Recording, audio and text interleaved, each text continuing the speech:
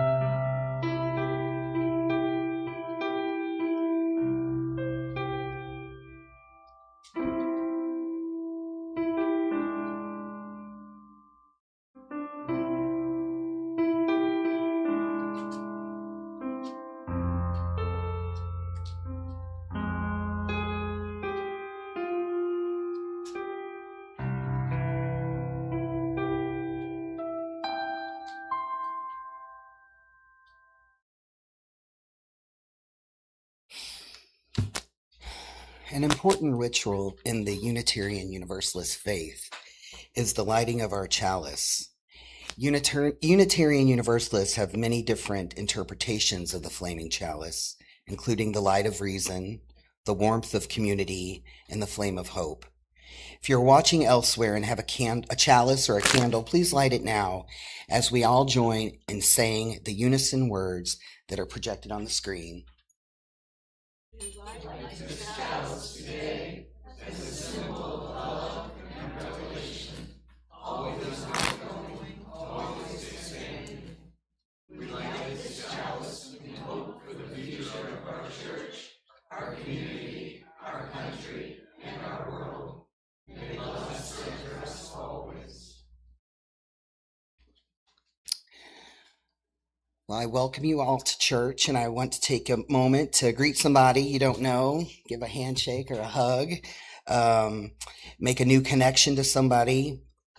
You can get to know over coffee hour afterwards, after the service. And then we're going to have our next hymn, which is going to be number 1053, How Could Anyone? in the Teal hymn book's gonna say hi. I'm gonna come say hi.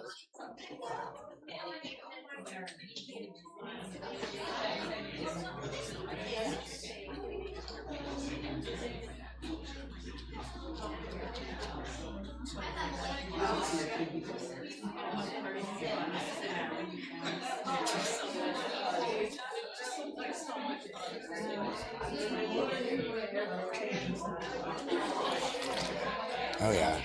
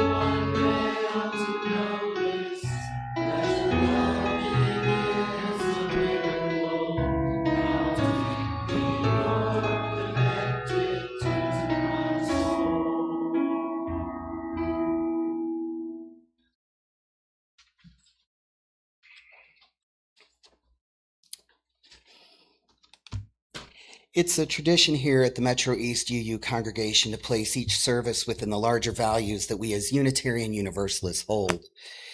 This week, we lift up the values of pluralism, equity, and love.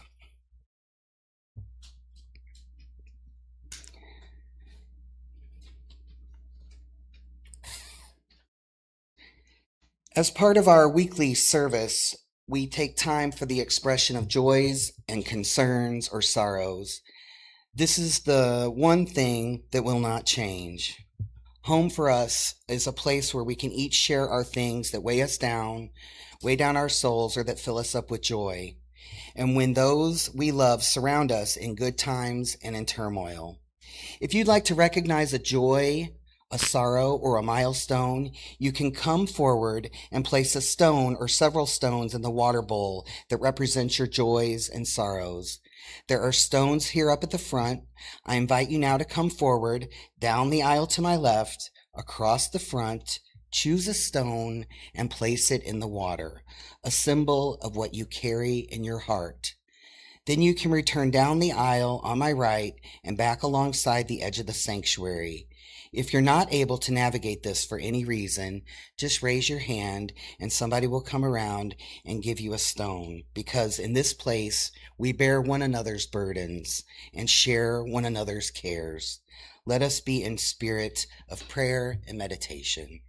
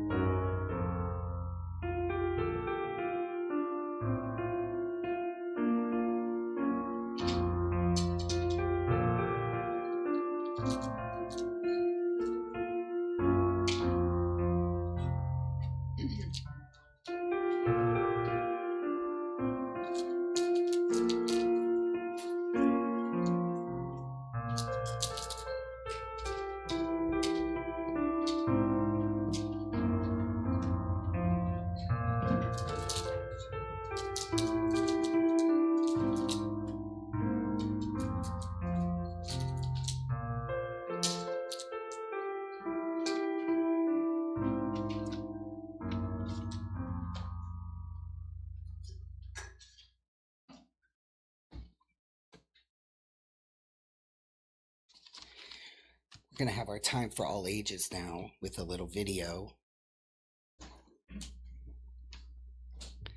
My shadow is pink.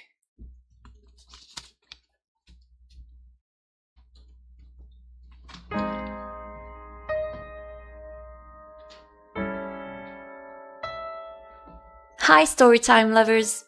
You're in for a treat today because I have picked out for you a brand new book by Australian author Scott Stewart, who wrote this story for his son Colin. Why? Well, when Colin was 3, his most prized possession was his frozen Elsa doll, which he took everywhere, but children at preschool kept making fun of him. So Scott Stewart wrote My Shadow is Pink to share his story and encourage readers to accept and love their true selves. And I would like to thank Scott Stewart from the bottom of my heart, because my son's shadow has been pink for the longest time, and I'm sure this story will help so many other children. So if you like it, you can click on the link below to get a copy for any child or parent who needs it. And now, let's read on. My dad has a shadow that's blue as can be, and there's nothing but blue in my whole family tree. But mine is quite different. It's not what you think, for mine is not blue. My shadow is pink. My shadow loves ponies and books and pink toys, princesses, fairies, and things not for boys. But there's one thing it likes most, I have found. It loves wearing dresses and dancing around. It spins, and it sparkles, and it twirls through the air, then stops as my dad walks in with a glare. It will turn blue one of these days. Don't worry, he says. It is just a phase. Dad's shadow is blue. It is big. It is strong, but when I stand with it, I just feel so wrong. I wish mine was blue like all of the others. I wish mine was blue like my dad's and my brother's. I'd be part of the group, of that there's no doubt, but I cannot fit in when my shadow stands out. Now, things are all changing, and that is not cool. I'm ready to start my first day at school. The teacher has asked us to dress up with our shadow in its favorite thing. My heart skips a beat as I put on a dress. And I look at my dad, who is anxious and stressed. He takes me to class and I turn to say bye. His face is all worried. There's fear in his eyes. So I step in the doorway and puff out my chest. One thing is clear. I'm not like the rest.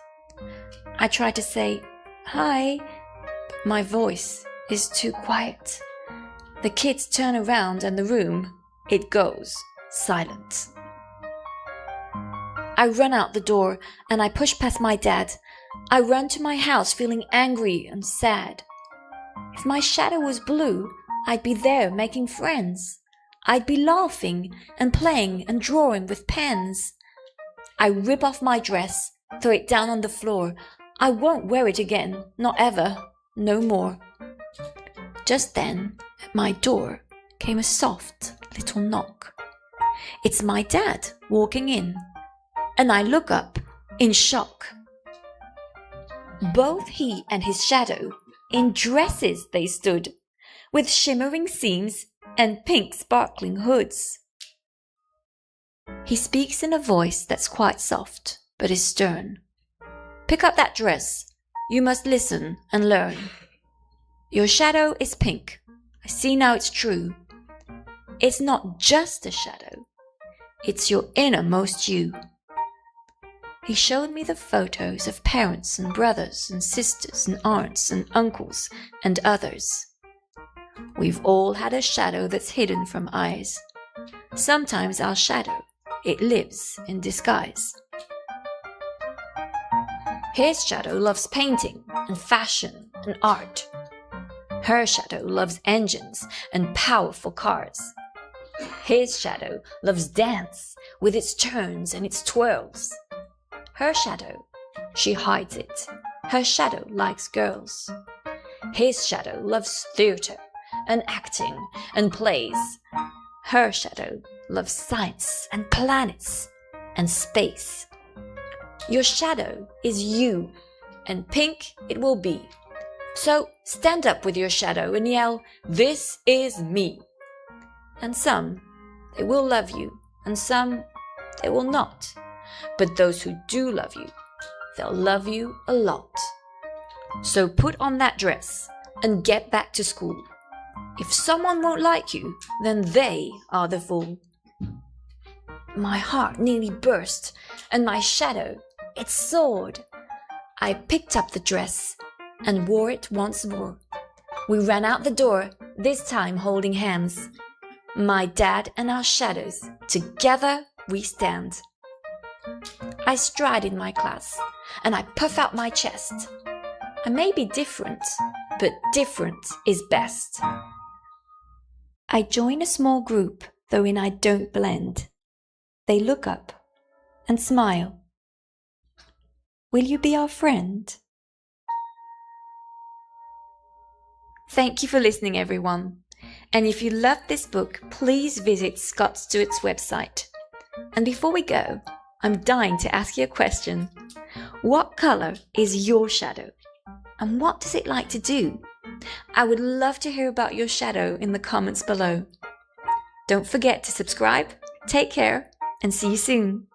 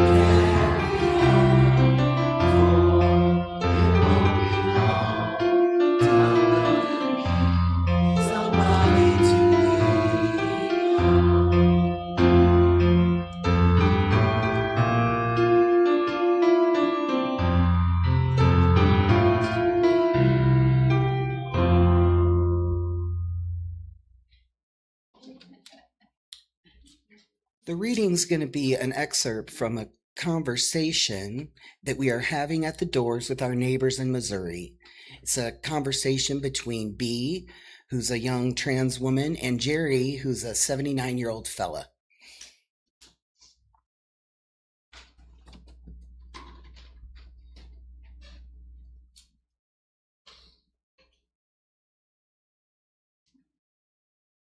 The second part of the law would ban gender transition procedures for trans minors. On that same scale, where 0 means you are totally against banning procedures for minors, and 10 means you are totally in favor of banning procedures for minors, and the middle is uncertain, where would you place yourself? I'm going to be about an 8. About an 8? Okay. What have you heard about transition procedures for minors? Very little. I wonder if minors are, if they really know what they're doing. If that's really what they want to do, it's their life, you know. Yeah. We all want to get one of these. Yeah. On the other hand, what if they change your mind? So you're worried about making a decision that they won't be able to reverse and that they'll regret. I guess. Yeah, something like that. I know that when I was a kid, I thought that the things I was going to do with my life are not how it turned out. Well, there you go. Like that's life. We find ourselves as we go. I want to be totally honest, since you've been like really forthcoming with me, that I am transgender. I had a feeling. Fair enough. I know that for my own experience, it took me a long time to be able to like recognize that I was trans. I just knew that I was really unhappy with myself and really uncomfortable. And now? And now I'm happier than ever. It seems like a small thing, but I actually like clothes now, which is crazy. Like I didn't even have the words to say it, but every day it was like I was putting on a costume that didn't fit. Now I get to just like pick something that's me. Good. Yeah. That's good. I wish that I had the language to know that that's what I needed when I was younger, so that I could have lived more of my life more truthfully, instead of having all this time and a puberty that I regret and can never reverse. Yeah.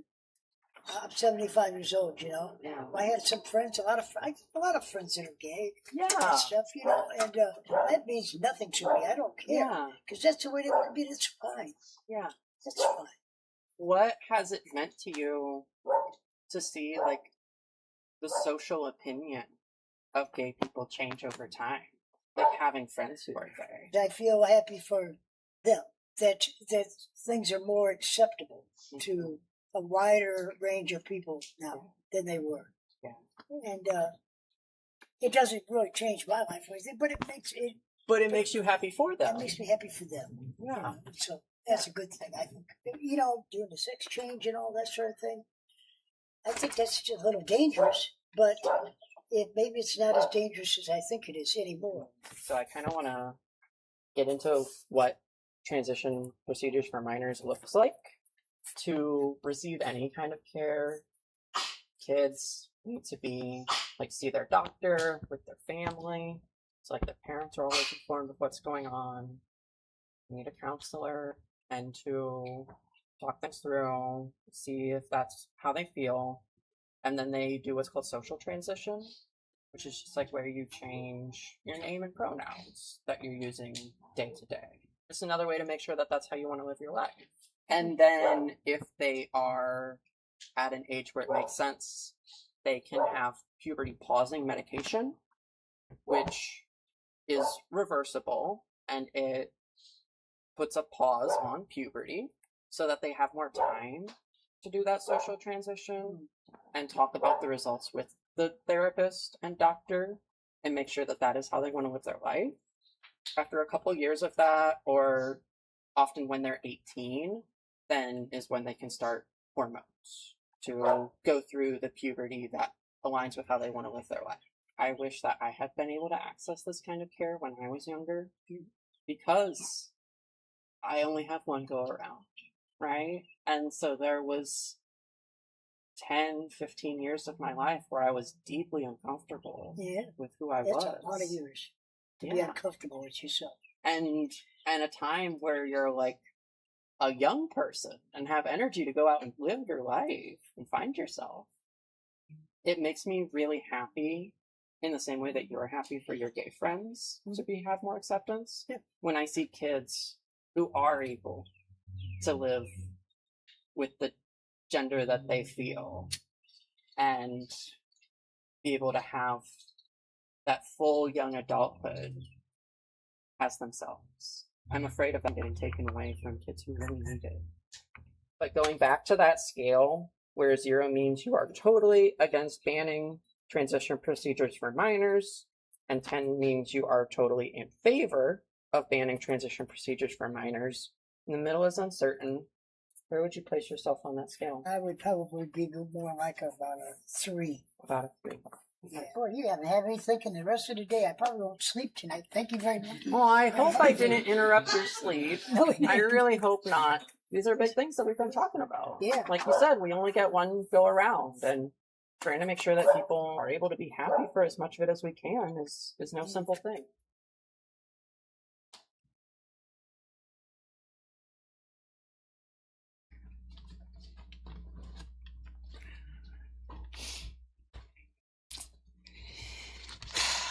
It gets me every time. I've heard it like 50 times.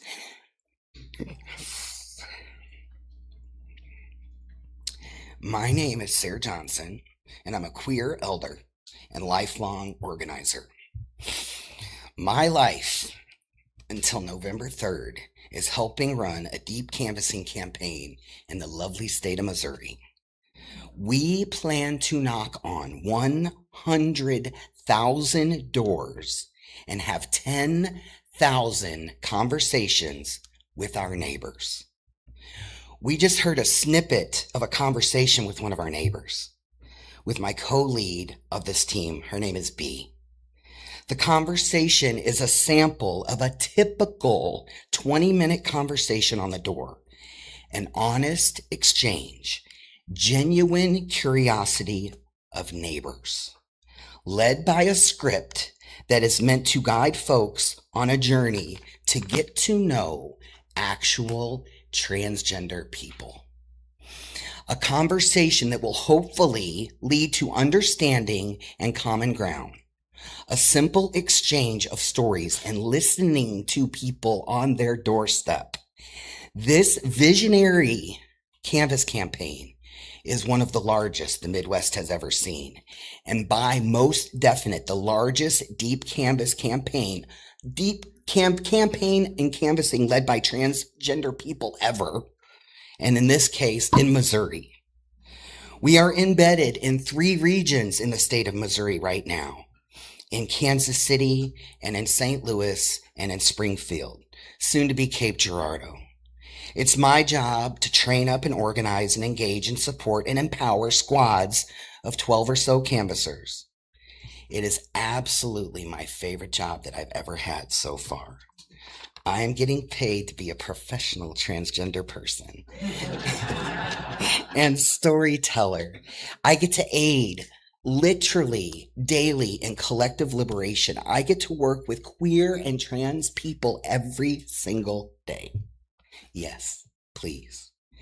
And as you heard in that conversation with B and Jerry, we are shifting the narrative that has been fed to people about transgender people. We are changing people's hearts and minds, and we are giving people the opportunity to think for themselves after meeting a real life transgender person or a really great, cool, strong transgender ally. We are, as transgender Missourians, are getting to know our neighbors and us them. It is a trans mission to ensure space and health care for our youngest folk. It is a trans mission to ensure the basic right to exist and experience joy as a transgender person in Missouri. It is a transmission to offer hope and to love to transgender Missourians to see themselves represented. It is a transmission to save lives. To me, this campaign, like those beautiful Missouri sunsets that I have become very familiar with driving over that state. You know, they look like trans flags. They do. The pink and the blue and the white all furled together. It's all of that shale and that limestone. And I drive by and I say, Missouri, I know you don't hate me. You send me a love letter every night. On those back roads and cities, I travel across. I wear my t-shirt and it says, support trans kids, or I love trans kids, or protect trans kids. And I tell you what, I get way more smiles and hugs than I do hate and vitriol. It's a little hopeful tour across Missouri. What resonates with me most as an organizer and as a naturally curious human being is the heart of deep canvassing is genuine curiosity about neighbors, wanting to really understand and know why we think the way we think, what makes us feel and believe the way we do. I really want these neighbors to be as genuinely curious about me as I am of them after I knock on that door. I get to share my humanity with other people, and I come out on the doorstep. I share myself vulnerably, and I hope it to be well received. My trans origin story is simple and lovely and full of hope. I tell people at the door, I say, I turned 54 years old a few Mondays ago. 54, and they acknowledge that I look great for 54. And I say, thank you. And I say, I am officially a trans elder. And they're like, what? I'm like, I'm officially the oldest trans man I know. I'm officially the oldest trans person I know who's lived in transition for over 20 years. I'm a trans elder. So I have expertise. And I'm here to tell you what it's like to be in the Midwest as a transgender person. I tell people that 20 years ago, I stepped into my authentic life. 20 years ago, I saved my own life by coming out to my wife. I said, Sharona, I got to do this. I got to go on this journey. I have to do this. And she said, Sayre, I've loved you as a woman all these years, and I can learn to love you as a man. And that is the appropriate response to somebody when they come out to you as transgender. When I told my kids, they said similar things. I'm not surprised, said Devin. And my lovely River told me he was happy I was taking off my woman's mask. And so I tell people that humanity on these steps, on these doorsteps. I come out to people repeatedly. I say I was born a girl, and that just didn't feel like the right fit for me. I live my life as what some people might call a tomboy or a butch, depending on where you're at. And then eventually I realized that I was transgender because there were other transgender people in my life. And I stepped into that, and I feel completed. I feel whole. I can compare it to friends of mine who had maybe depression and they started taking a antidepressant and it woke them up. That's what transition did for me. It made me feel clear and settled. And it's the greatest gift next to being a parent in my life. And I tell people that repeatedly on the doorstep. And then they ask me questions about it. And I share. And then they tell me stories. They tell me stories about their vulnerability. And it changes people's hearts and minds. 100,000 doors. We're going to knock on 100,000 doors.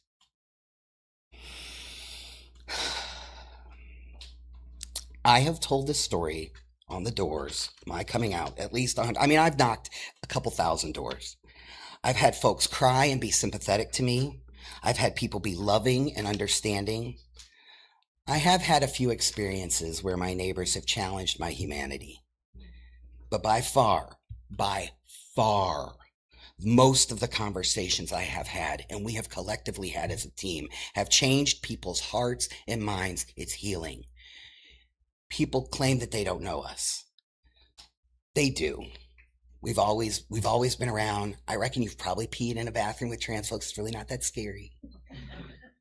And when we come to people's doorsteps and we put it out there, people melt, people change, some folks will give us the Fox News talking points, and then they don't. Then they just start to listen. People ask me why I do this work and why I've dedicated this part of my organizing life to this campaign. It's 80 hours a week. I drive all over Missouri. I'm not home much. I talk to random strangers all the time, and I love every minute of it. I do it because I am a transgender man. I am raising a transgender child. I love hundreds, if not thousands, of transgender people, and I believe that we all value from transgender people. It makes the world at least more interesting, if not more fabulous, and more loving. I believe that Missouri and Illinois and the whole Midwest deserves to have and needs to have transgender folks. And we need to be able to raise our kids in community with ourselves and with our physicians and with our doctors and with our therapists, not with our state legislators. Transgender people are important and have value and deserve a space, not only to exist, but to thrive and experience queer and trans joy. So I do this for the joy. I do it for my own healing. I'm healing in real time when I go to these doors, not only by the conversations, but by the relationships that I'm building with other trans people that are organizing throughout the state. I believe this work is healing our trans ancestors and trailblazers who got here before us, the transgender and queer warriors who didn't make it this far. I know my queer ancestors are being healed. We have nothing to lose. I took a long pause from movement work. For 4 years, I had to rest. I didn't know that I was resting for this campaign right here, right now, because right here, right now is the time to stand up and interrupt the narrative that trans people are a threat to this state, to this country. It is not correct. We are not. We make up 1% of this population. We are your neighbors, we're your friends, we're your coworkers, we're your aunties, we're your uncles, we're your healers, we're your parishioners. We simply want to exist and thrive. I don't want to have to relocate. I want to be right here.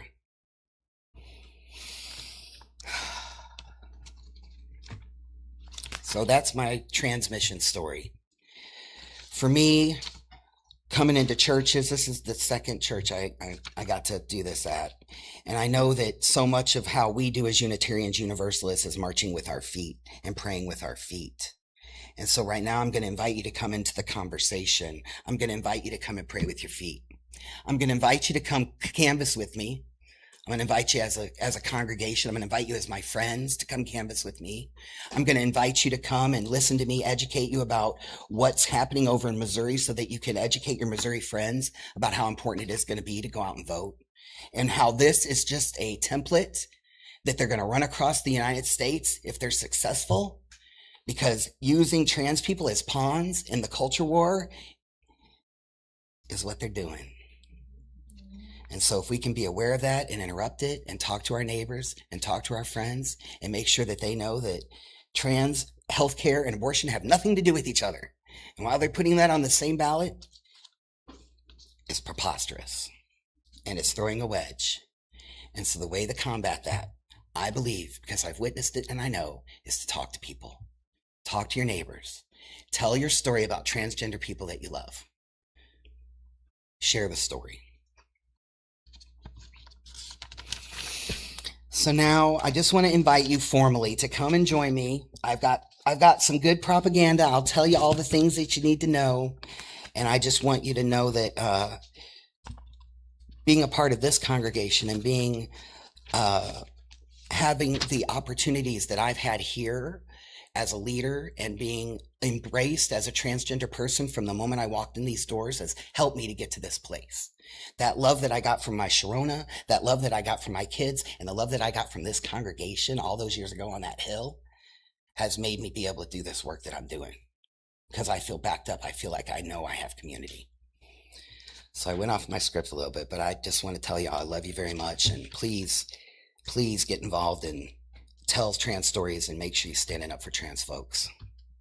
Thank you.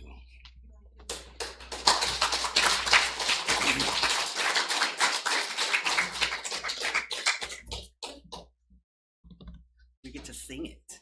This is very exciting.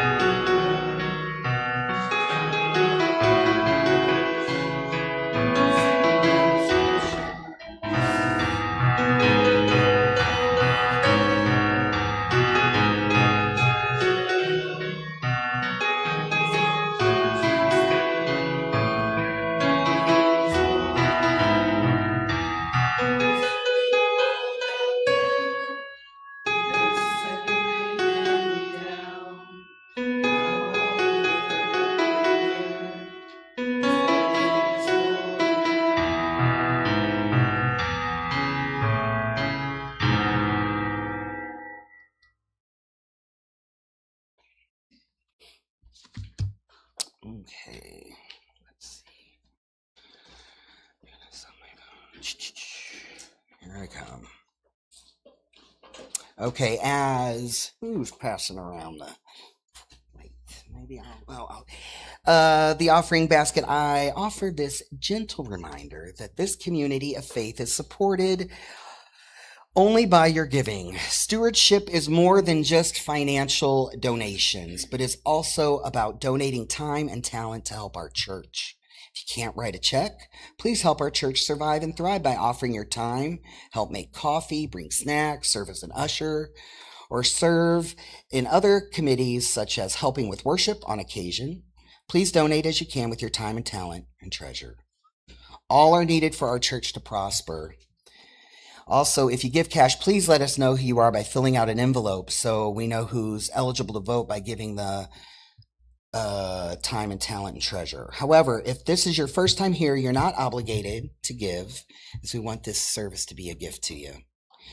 You may also mail your financial gift to the First Unitarian Church at Post Office 115 Glen Carbon. Or you can give electronically through the Gively link on the church's webpage. And if you're willing to donate your time and talent, please see a member of the board. Give what you are willing and able, for you are a generous people. Please join with me on the offertory prayer. This offering equip us to inspire love and seek justice. And now I believe we have some announcements. Oh, they're here. Mm-hmm. Did you have something that you wanted to say? Several months ago, the board gave me permission to do a social justice survey. And I have sought help from Natasha, who many of you have met. It is brief and it is simple. So it is only one page on one side. So I will be passing it out as we exit. I also have pens. Please, if you could do it and return it, it would be very helpful. Thank you.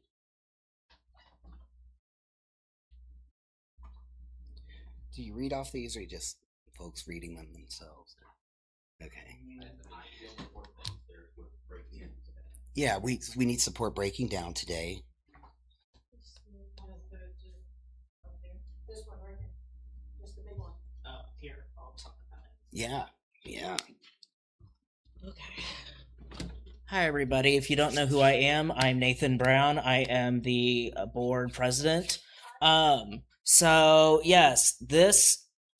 at the end of the month, on July 26th, we are having a Sunday service and potluck at St. John's UCC in Wood River, Illinois.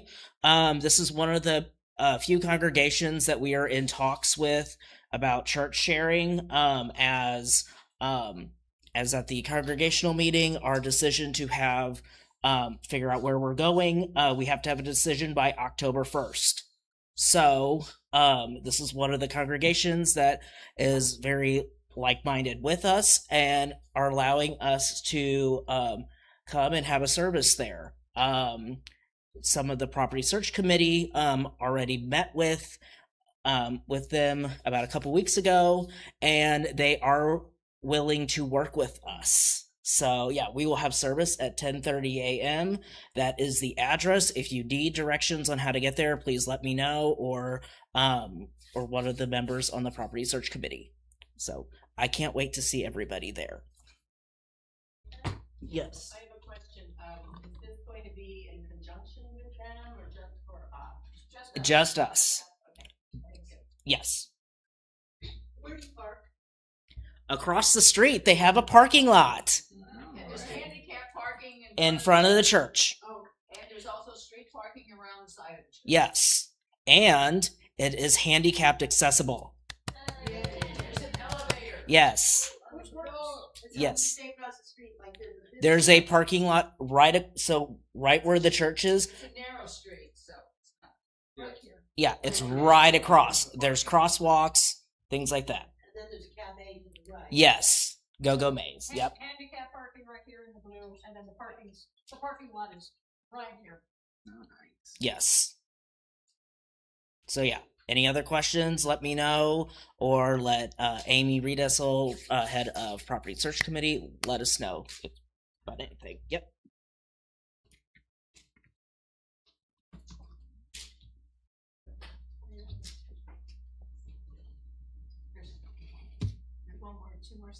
Two more slides.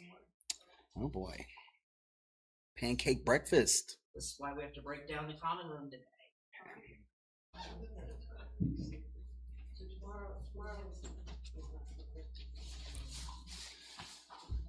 Oh, chicken dinner. At the Moose. Get a hold of me if you can help. I'm building a team of 5 from after church. We're sharing this with another congregation, with another group.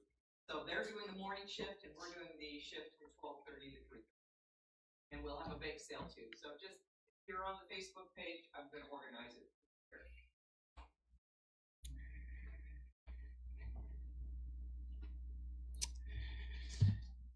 Transgender rights are human rights. That is the closing words, really. And we'll put out our chalice.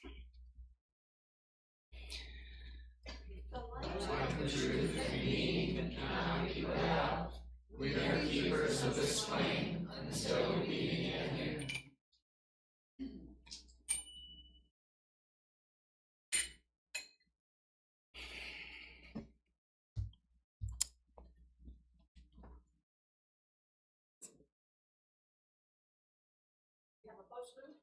Yes. We have a poster.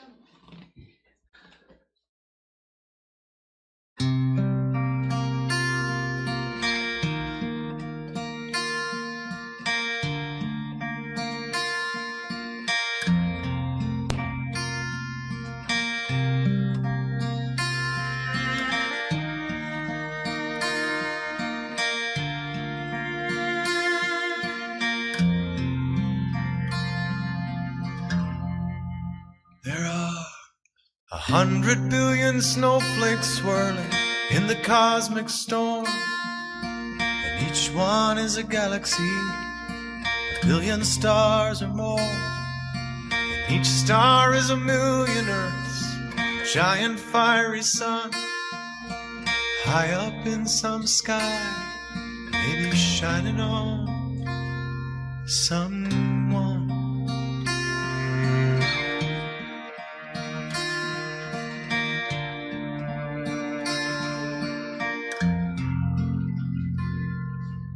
Deep inside a snowflake I am floating quietly. I am infinitesimal, impossible to see. Sitting in my tiny kitchen, in my tiny home, staring out my window at a universe of snow.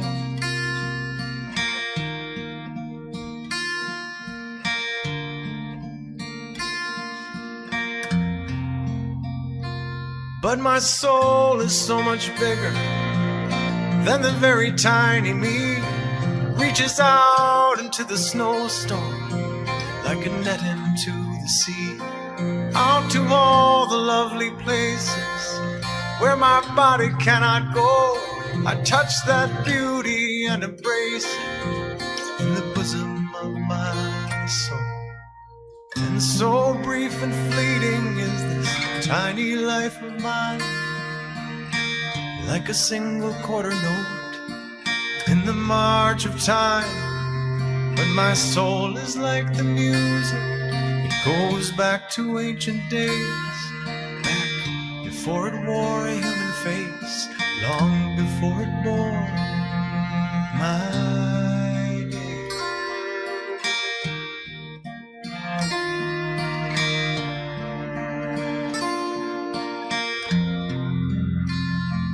Cause my soul is so much older than the evanescent me. It can describe the dawn of time like a childhood memory. It is a spark that was begotten of the darkness long ago. What my body has forgotten, I remember in my soul. soul.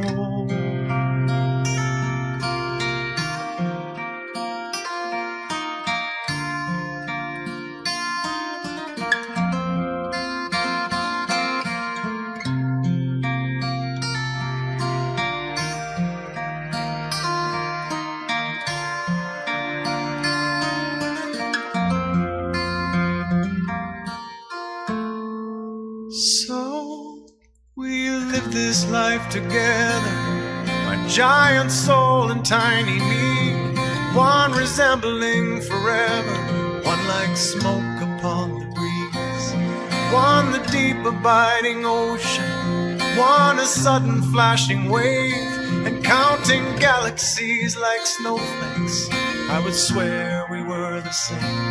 Oh, my soul belongs to beauty, takes me up to lofty heights, teaches sacred stories to me, sanctifies my tiny life, lays a bridge across the ages, melts the boundaries of my bones, paints a bold eternal face on this passing moment.